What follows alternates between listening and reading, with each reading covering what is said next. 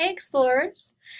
I hope you are all having a wonderful week. It's been an exciting one. We had Valentine's Day earlier in the week that some of you celebrated, and whether you celebrated it or not, I'm sure you could tell that the school was a very energetic place to be on that day.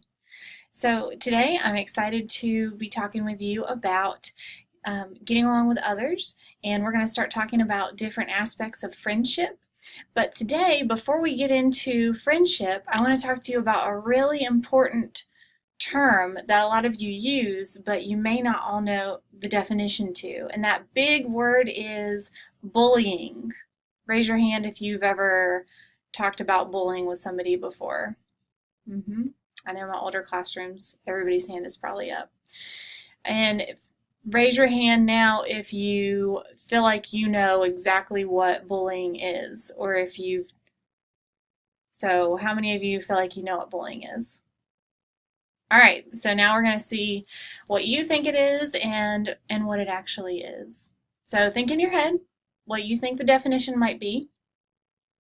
All right, so now to demonstrate what bullying might be, I'm going to show you a situation that's going to happen between two friends. One of these friends is named Ruth. Here is Ruth. Ruth, get your hair out your face. Okay, here's Ruth. And then the other friend is Melissa. So Ruth and Melissa were out at the playground, and they used to be friends. Let's say they're swinging. They're on the swings. And Ruth looks over to Melissa and says, "Hey, how's your day going today?" And Melissa's like, "Why are you talking to me? You were so mean to me the other day. I don't know why you're even talking to me right now. I don't want to play with you." And she goes and walks off. So with what just happened right there between Ruth and Melissa, was that bullying? Are you shaking your head? Yes or no? If you feel like it was bullying, why would you consider that to be bullying? If you don't, why not? All right, so what just happened right here was kind of like an argument, or maybe even a misunderstanding, because clearly something had happened the day before and Melissa was really upset with Ruth. But do you feel like there was a power difference between the two of them? Was Ruth scared of Melissa, or was Melissa scared of Ruth? I don't think so, because they used to be friends, and it looked like they were just friends earlier in the week. So one part of the definition of bullying is there has to be a power difference. So if two friends are in an argument, even if they're calling each other really mean names, guess what? That's really rude and mean, but it's not bullying. So underneath that part of the definition, was this bullying? No, this was not bullying.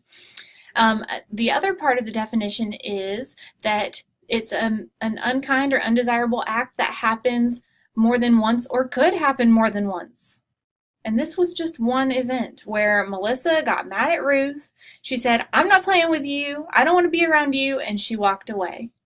This wasn't something that had been happening multiple times. And it sounds like they really needed to talk about what happened the other day. So they need to work on their communication skills. But we'll talk about communication skills later.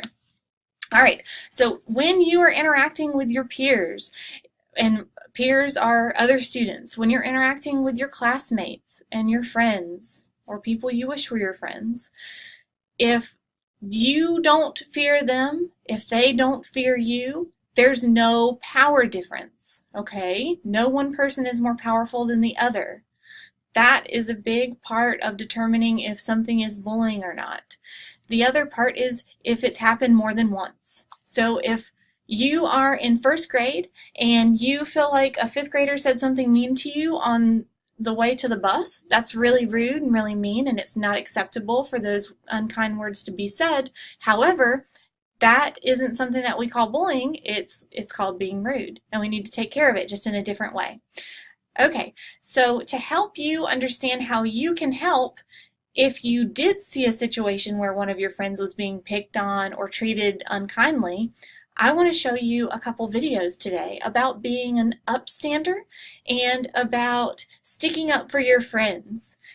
Because even if you don't know somebody very well, it's really important that you try to stand up for them in every situation possible unless you feel like you could get hurt. If you ever see two students being physically violent, then you want to run and grab an adult. But all other situations, you have a very, very powerful role, and you can make a humongous impact on what happens by helping out in that situation. So without further ado, let me show you how you can help out.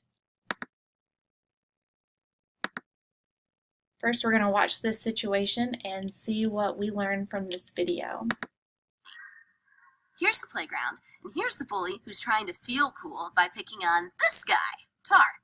Now here's a bystander. A bystander is someone that sees bullying happen and doesn't know what to do. And back here, we have Ned. Ned's going to start off a bystander, but when the bullying starts, he does know what to do. He's going to choose to be an upstander.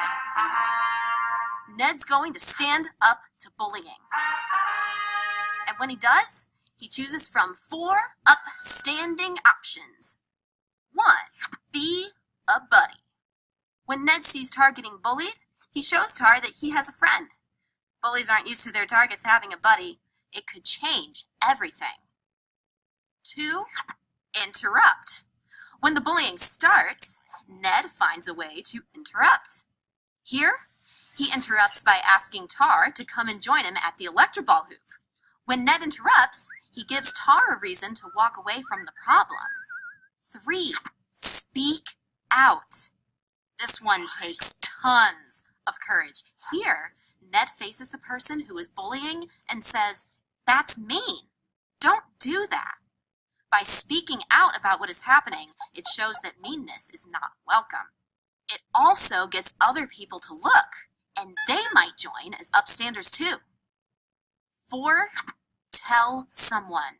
Whether it's during the bullying or after it, Ned's going to choose to tell an adult about it.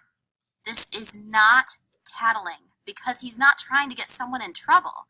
He wants to keep someone safe. It takes courage and hard work to be an upstander. But by being an upstander, you'll be an awesome friend to someone when they need it most. And All right. So that was our Upstander video, that situation where you could see what was happening on the playground and how Ned stepped in as an upstander. So let's remember those tips that that video shared with us. In order to help somebody who was in a tricky situation and an unkind situation, you can be a buddy. You can interrupt so that that person can get out of that situation. You can speak out against that person that's being unkind. We don't tolerate unkind words at East Clayton Elementary School. We're explorers, and a part of being explorers is showing those ahoy behaviors. Don't forget, we're acting safely, we have respect, we're being on task, whether we are in the classroom doing our classwork or whether we're at recess trying to enjoy some physical activity and socializing with our friends. And your choice is always, we always want you to make good choices. So keep those ahoy behaviors in mind.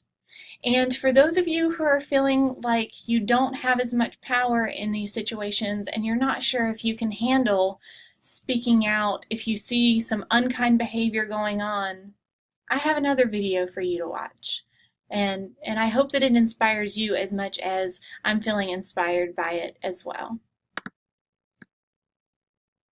And teachers, all these videos and more I found on an Edtopia site that I'll be sharing in the description of this video. So here is this video for everyone to enjoy. My experiences with bullying growing up were, first it was name calling in school when I was younger. I was different, and I stood out for some reason, and those things that made me stand out were those things that people wanted to make fun of. Even walking through the hallways was torture. For every single name, for every single punch, someone feels it, not just through their ears or on their skin, but in here and in here. There's something really deep about having someone in whatever way, whether it's in person or on the internet about having someone look at you and say, like, I see that you're there. There's no question that individuals who are, quote, bystanders have more power than they realize. For every bullying victim, there's probably 10 bystanders, if not more, in a crowded hallway. And then if just one person in that group is like, wait a second, maybe we shouldn't do this, maybe all of a sudden the dynamic completely changes. Because when you take action, you have a ripple effect. That is, people look around and say the new norm is help, do something. People jump, they'd be like, I want to be like that. And you start seeing people start helping out. If you don't have the courage to go to the person in front of other people that are bullying them, find a moment when they're alone, just gotta say, I see what's happening to you, and I feel bad about it. Stand by the person being bullied. Really. Talk to them at their locker. Sit next to them in class. Sit next to them on the bus. Being their friend, reaching out, smiling, inviting them to sit with you at lunchtime. And listen to what they have to say, because they're not getting heard. Most importantly, supporting them, letting them know they're not alone, and there's always ways that they can get help. I think that would help because those little things would help people feel more comfortable. Do one kind thing a day, it'll turn into 2, it'll turn into 3. That 10 seconds of courage to go up to someone and say one word, one phrase, one compliment, one smile, one, hey, how's it going? Have the courage to stand up and say something and help the person. Speak up and say, hey, we don't talk like that anymore. You're not going to get laughed at if you say you don't know that person's life, you don't know what they're going through, you don't know what their home life is, you don't know anything about them. That's how movements are started. It's just one person says something, one person speaks up. Just say you're awesome. It's not that hard. You're awesome is 2 words. And maybe that can just change someone's life forever. It's like a hand when somebody's drowning and grabbing hold of that hand. You don't need 50 hands. All you need is one hand to be yanked up so that that person can catch their breath. Every time that you speak out, is one less person getting bullied every day. I think you can save someone's life if you do that.